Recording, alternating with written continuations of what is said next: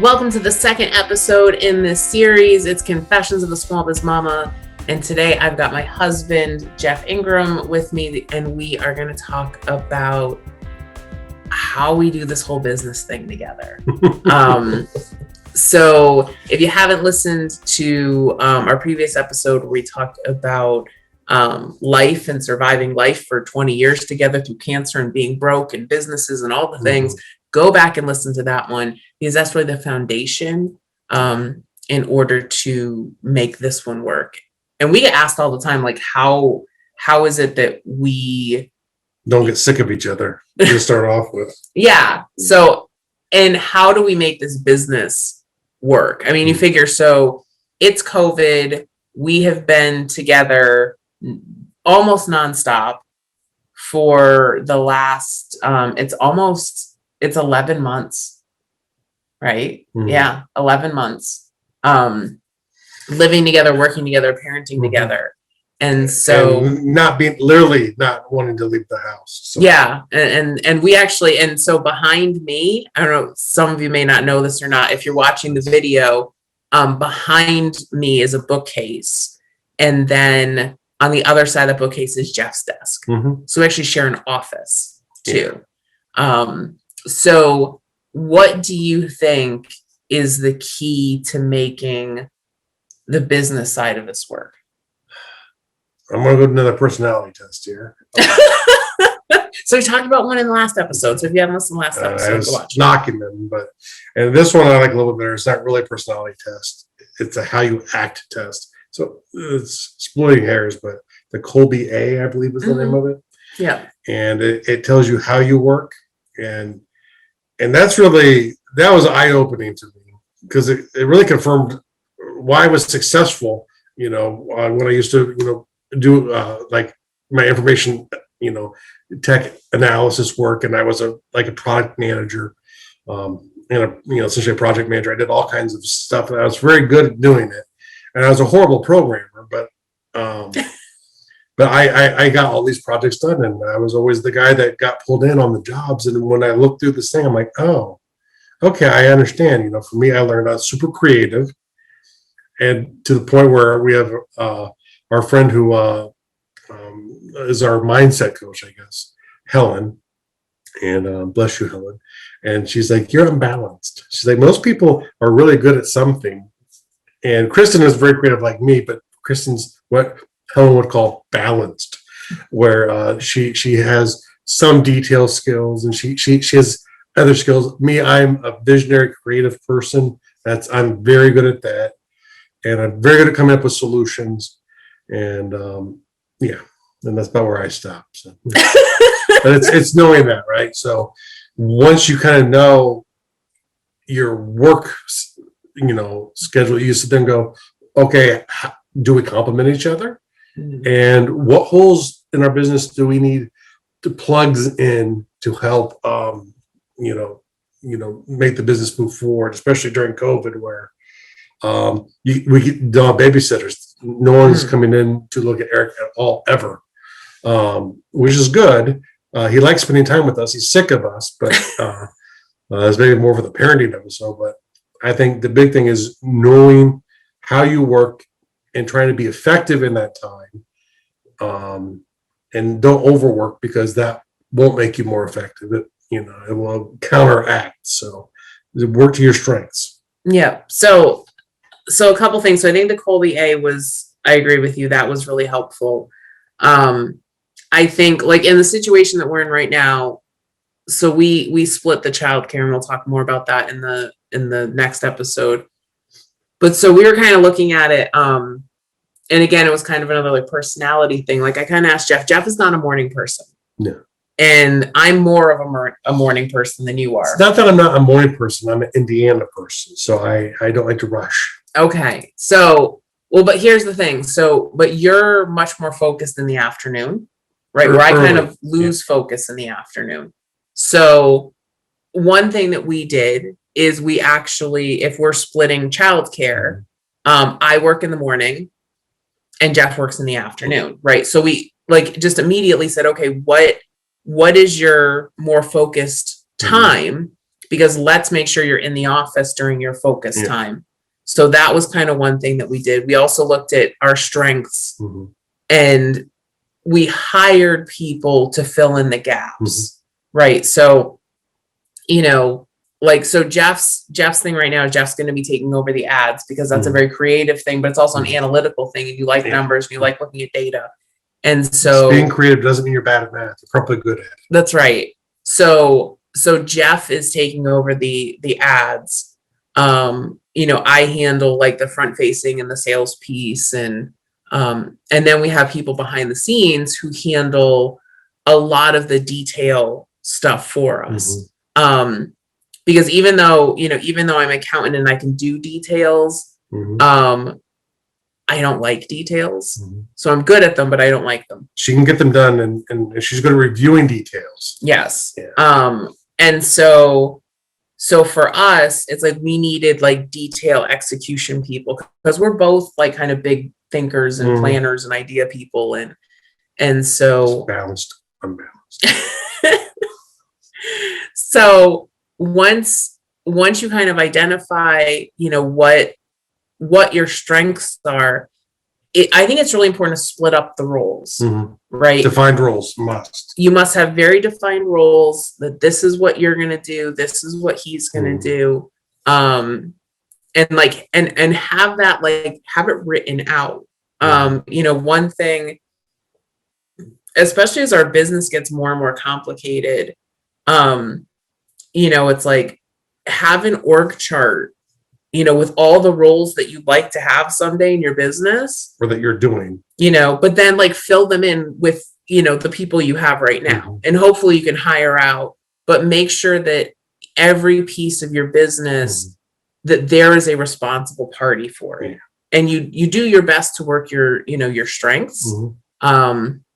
But make sure that everything is, you know, people have defined roles. And it could be, you could also, you know, outsourcing is so important, you know, and we didn't realize until we got into this process that you could really hire someone for 5 hours a week. They're not going to be an employee for you, but you can do that. You can hire someone for 5 hours a week, or for a project, say, I need someone to do a bunch of images for me for a new product launch. You don't have to do all of the work. And Chris and I are both kind of bad on that too. We both try and get everything done and be the person that gets everything done. And we have to check each other on that because we both have a tendency to fall into that role. Yeah, no, and that's really important is, we didn't realize that you can pretty much outsource anything these days. You can hire virtual assistants to do projects. You can hire, you know, like hire a bookkeeper. Bookkeeping's not your thing. Bookkeeperhireform.com. Okay. Or go to smallbizmama.com and click on the link and you can hire a bookkeeper. It's way less expensive than you think. But if you don't, you know, sit down and say, okay, here are all the components of the business. What do you want to take? What am I going to take? What are we going to outsource?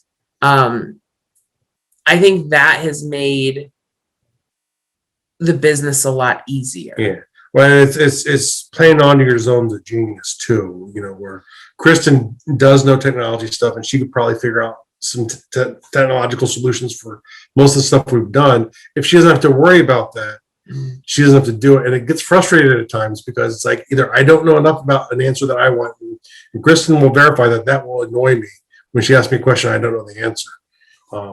There's a lot of stuff going on and I don't know how to use all of the tools anymore. And sometimes that will cause me to be annoyed and I have to catch myself and pull back, you know, but it's realizing your strengths and being able to go and surrendering sometimes and going, you know what, let me just look at that, or realize or apologize that, hey, I'm sorry, I didn't mean to get mad because you asked me a question. Yeah. And I think, you know, it goes back to trying to find those win-win solutions, right? So, you know, we kind of looked at, you know, all the components of the business and said, okay, you know, I think Jeff, and we agreed that we thought you'd be really good at the ads piece. You know, not necessarily like writing all the copy or doing the images. And we've got folks who can do that on our team, but like coming up with the strategy, saying this is where we're going, this is the angle we're going to take, Mhm. and working with our team to put it together and then monitoring it. Yeah. And so in order to make that happen, then what do we have to take off of Jeff's plate Mhm. so that that can Yeah. be a reality, Mhm. right? And so, you know, I think that it's really important to understand, and this is whether you're working together or not, but what your limitations are, Mhm. right? There are only so many hours in the day. There are lots of things you have to get done, and you don't have to do them all yourself. Yeah. You know, and your spouse doesn't have to do them either. And sometimes it's even easier. It's like I'm a very creative mind. I come up with all kinds of like stories I'm very good at doing, but I'm not a great writer. And so, and part of it is my lack of attention to details. And Kristen will tell you sometimes, it's like, if I read something out loud that I've read, I will add words to it that aren't on the page. And she's like, the word's not there. And I have to look at like a couple of times to realize, oh, well, it should be there. I meant it to be there. I don't know why it's not there, but it should be there. But, you know, Grammarly helped a lot with that. I'm a lot better of a writer because of Grammarly. And we actually have an affiliate, so we'll put it in there. But I would Put it in the show notes. I'd plug it either way because for me, that's not my strength area anyway. Most people aren't good at self-editing anyway. And for me, I'm exceptionally bad at it. And you can tell when I don't take the time, even if it's short and simple, which now are usually the ones that get me because I'm like, oh, this is just a quick one. And then that's like, Chris is like, you forgot nouns or something. Some little detail thing. So what do you do when you disagree with your partner on decisions? I think this goes back to your zones, right? So if it is something that is operational, I try to let Jeff handle that. If it is something related to sales and marketing and where we're going with that, you know, then I try to, you know, then that's my area, right? And so when you have that list of what each person is handling, you have to let that person, you know, go. You have to remember that they're the one that's working in that piece every single day. They probably have more information than you do. And that's really hard for me because I'm a questioner, right? Talking about personality things. So Gretchen Rubin's 4 tendencies, I am a questioner and he's an obliger. Okay. Who hates to be questioned because I'm doing it because I love people. That's right. So for me, I have to understand why we're doing things. For him, he's like, can I just do that for you? I'm just going to do it. And so that's another one too, that's really good to know, your types when you're working together, because like, I have to check myself because like, I'll walk over and be like, hey, Jeff, can you do this, and this? And he'll be like, of course, I'm going to drop everything and do that. Cause I'm going to, sometimes I'll just hop right into that thing she asked and she's just saying something for the future, maybe. Yeah. So, that's kind of one thing that we set up. I think that was really helpful. And we've kind of like, I've gotten away from that and I'm sorry. Yes. I apologize for that. We had a board in Asana that was for requests. And so you could just put all your requests in there. And then Jeff would just kind of go through the list and work on things. And I'm sorry, we're going to get back to using that again or something like that. Form together. Okay. We're going to put a form together. That'd be really cool. But, you know, to have something to be able to send in those requests so that we're not constantly like bugging each other. So having a like almost like a ticket system that you can build that in Trello or Asana or ClickUp or whatever you're using. But that's really helpful too, because, and it's less nagging, right? Because sometimes I feel bad because I'm always like, Jeff, can you do this? Can you do that? Can you do that? When did you get it? Where if you have, and by the time she's done, I've forgotten half the things she said. Yeah. And then the other nice thing too, is if you use a tool like that, if you're outsourcing things, then you can delegate those to other people. It doesn't have to be your spouse. One of my suggestions too is like, if you write better than you type, you just write it down, take a picture and send it to your EA and they put it in Asana for you. Yeah. Or we have this really cool thing that we just got called Brain Toss. Okay. For creative people, this is so dangerous. Yeah. So, all right. So I read about this in a magazine and we instantly both bought it. Okay. It's like $3.40. Looked at 30 seconds and I pull it. So it's called Brain Toss, and I have it. It's actually like it's on my like the first page of my phone when I open up my phone. But what it allows you to do is it allows you to do voice, photo, or notes, and it will just email them to whatever address you want. So you could put this on your EA's email, or you could put it on your email, and then it will just go off. If you do voice, it'll actually transcribe it. I don't know if it shows up there. That's really bad. So probably so it's called Brain Toss. Okay. That's the inside. Yeah, that's the inside. It's called Brain Toss. But it'll just send off the note. So like for me, I have all these thoughts during the day, and if you do voice, it transcribes it. It's amazing. Yeah. It's so cool. So that's just an awesome thing. And that's really good for moms too, because like we have all these ideas while we're watching our kids, and we can't really, you can't always stop to jot things down. So, but having some sort of system like that, and it reduces the friction, right? Because it's not as like, I'm not like having to constantly ask you to do things, or you asking me to do things. Like there's a place to put them so that we have all those tasks in one place. And with our weekly reviews too, we can then kind of go over, okay, these are the things that are out there, here are our strategic goals. Do these actually fit into the strategic goals? A lot of times for us, they don't. Because we just come up with solutions. We're solutions people. So we're like, here's a solution to cancer. Oh, next week. But no, we don't know that, unfortunately. That would be awesome. I do that one for free. But go out and maybe sit there. And if you're unsure, you could talk about it. And it's probably good to talk about them anyway when it's owner to owner kind of a relationship to make sure that I don't see this as part of it. And sometimes you'll find out the thing they put in and what you think they put in aren't the same thing. It's the classic thing where, Kristen asked me for a doghouse. I look at it and I go, oh, she wants a bird cage. And then what we realize is we actually needed a gutter. So that is a project creator's joke, because that's the truth is what the person tells you isn't what they need. What you hear isn't what they said or what they need. And what you make is probably different as well. And ultimately it's something different. So you have to be cautious. There you go. Which is tough for me because I like to act. So to recap really quick, right? Where we went, because this is what happens. Like we get on these, like we record together and it's like, So make sure you understand each other's strengths, try to work with those the best you can, outsource what is outside your strengths, right? And it's really easy to do that. We'll put some links in the show notes at Small Biz Mama to some sources to hire some virtual assistants, because we've got a couple different sources for those. So we'll put the links in for those, for the hire forms for that. We'll put in the bookkeeper hire form as well. So you can get that off your plate.